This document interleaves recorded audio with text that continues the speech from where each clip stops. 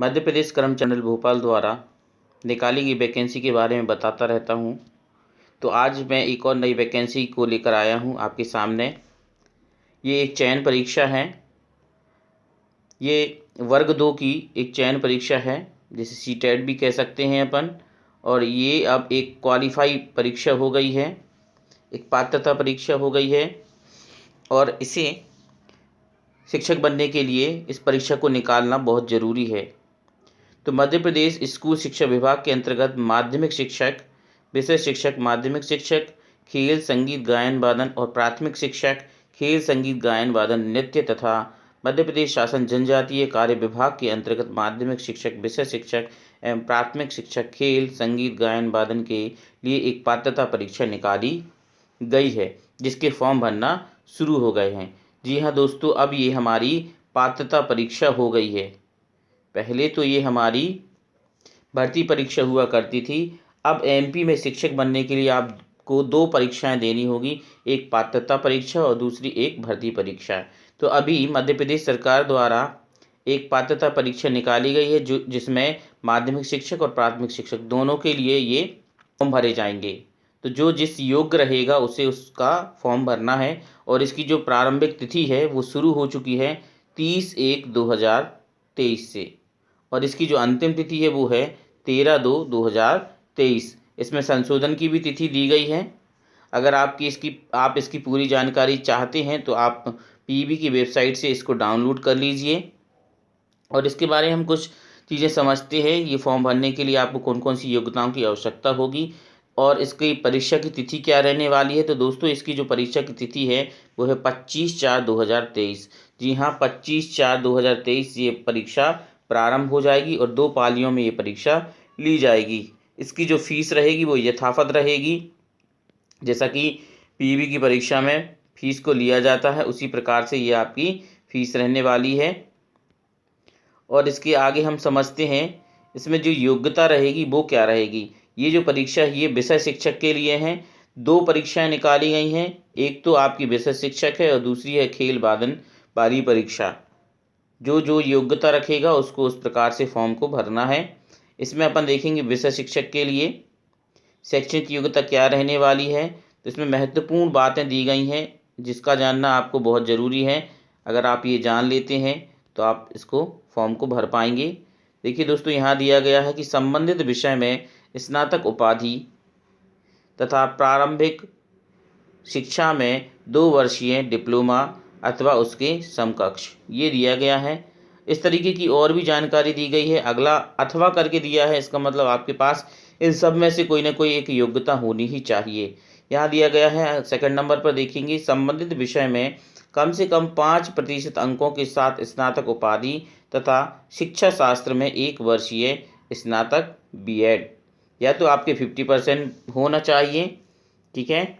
और आपके पास शिक्षा शास्त्र में 1 वर्षीय डिप्लोमा या स्नातक भी बोल सकते हैं। इसमें दिया गया है कि आपके पास बीएड होना चाहिए। फिर है संबंधित विषय में कम से कम 45% अंकों के साथ स्नातक उपाधि एवं इस संबंध में समय समय पर जारी राष्ट्रीय अध्यापक शिक्षा परिषद मान्यता प्राप्त मापदंड तथा क्रियाविधि विनियमों के अनुसार शिक्षा शास्त्र में स्नातक उपाधि बीएड होना चाहिए। अथवा एक और दिया गया है, कम से कम 50% अंकों के साथ हायर सेकेंडरी अथवा उसके समकक्ष या प्रारंभिक शिक्षा शास्त्र में 4 वर्षीय स्नातक बीएलएड आपका होना चाहिए। कम से कम 50% अंकों के साथ हायर सेकेंडरी अथवा उसके समकक्ष तथा संबंधित विषय में 4 वर्षीय स्नातक उपाधि BA, BEd, BSc BEd, BEd या BEd, BA Ed, BSc BEd. तो ये चीज़ें आपके पास होना चाहिए। और संबंधित विषय में कम से कम 50% अंकों के साथ स्नातक उपाधि तथा 1 वर्षीय बीएड विशेष शिक्षा, एक विशेष प्रकार की बीएड होती है, वो भी आपके पास अगर हो तो भी वो इसमें चलेगा। और एक नोट करके दिया गया है, आरक्षित वर्गों जैसे अनुसूचित जाति, अनुसूचित जनजाति, अन्य पिछड़ा वर्ग तथा दिव्यांग व्यक्तियों के अभ्यर्थियों को शैक्षणिक योग्यता के अहर्तकारी अंकों में 5% तक की छूट दी जाएगी। ये आपकी शैक्षणिक योग्यता दी गई है। और ये सब आपको मालूम है कि इसमें और क्या चीज़ें दी जाती हैं। जैसे कि शिक्षक पात्रता के लिए अनुसूचित जाति, अनुसूचित जनजाति, अन्य पिछड़ा वर्ग, दिव्यांगजन और आर्थिक रूप से कमज़ोर अभ्यर्थियों के लिए 50% लाना अनिवार्य है और अन्य के लिए 60%। तो आपका 150 नंबर का एक पेपर होता है और उस हिसाब से फिर आपको नंबर लेकर आने पड़ते हैं। चलिए अपन समझ लेते हैं कि पेपर आपका अब इस बार किस प्रकार से होने वाला है और ये परीक्षा आपकी कितनी कठिन हो चुकी है। देखिए, सभी प्रश्न को करना अनिवार्य है। पात्रता परीक्षा हेतु 150 अंकों का एक प्रश्न पत्र होगा। परीक्षा की अवधि 2 घंटे 30 मिनट की होने वाली है, मतलब 2.5 घंटे का पेपर होगा और 150 अंक होंगे। पात्रता परीक्षा के सभी प्रश्न बहुविकल्पीय होंगे, एमसीक्यू प्रकार के होंगे, जिनके 4 विकल्प होंगे, एक विकल्प सही होगा।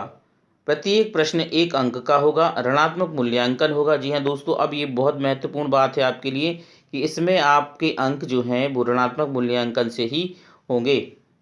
ऋणात्मक मूल्यांकन होगा। प्रति प्रश्न 4 प्रश्नों के गलत उत्तर पर 1 अंक काटा जाएगा। अगर आपने 4 प्रश्नों को गलत कर दिया है तो आपका 1 अंक माइनस मार्किंग में चला जाएगा, मतलब आपको अब नुकसान होने वाला है। जो आंसर आप पे बन रहे हैं आप कृपया करके वही करें। अगर नहीं बनता है तो बिल्कुल भी तुक्का ना मारें। तुक्का मारने से हो सकता है कि आपके प्रश्न के आंसर गलत हो जाएं और आपके नंबर कम हो जाएं और क्वालिफाई होने में भी आपको मुश्किल हो सकती है। इसलिए इस परीक्षा को अब कठिन बना दिया गया है। अगला पॉइंट समझते हैं। प्रश्न पत्र के 2 भाग होंगे, भाग आ और भाग आ सभी के लिए अनिवार्य होगा तथा भाग बा के अंतर्गत शामिल विषयों में से किसी एक विषय का आपको चयन करना होगा।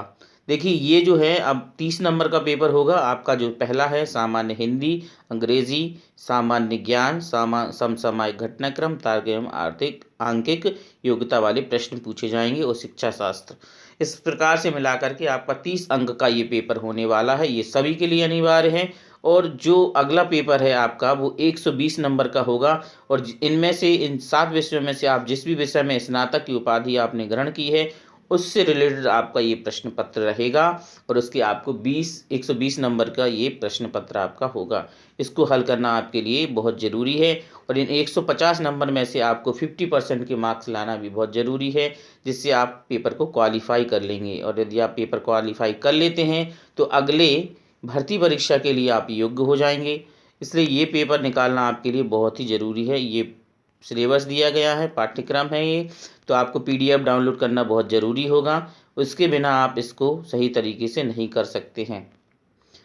ये विषय दिए गए हैं, ये सारी जानकारी आपको आगे मिल जाएगी।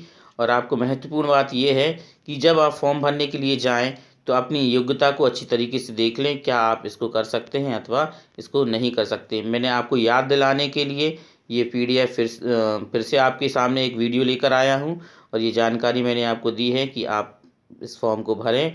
जो इस फॉर्म को भरना चाहता है इसकी तैयारी करें और इस पात्रता परीक्षा को अवश्य निकालें, जिसमें आगे आप भर्ती चयन परीक्षा में भाग ले सकें। ये जानकारी आप सभी को कैसी लगी है? यदि ये जानकारी अच्छी लगी है तो प्लीज़ मेरे चैनल को लाइक कीजिए, सब्सक्राइब कीजिए, बेल आइकन को प्रेस कीजिए, ज़्यादा से ज़्यादा शेयर कीजिए, जिसमें ये जानकारी अन्य लोगों को भी मिल सके।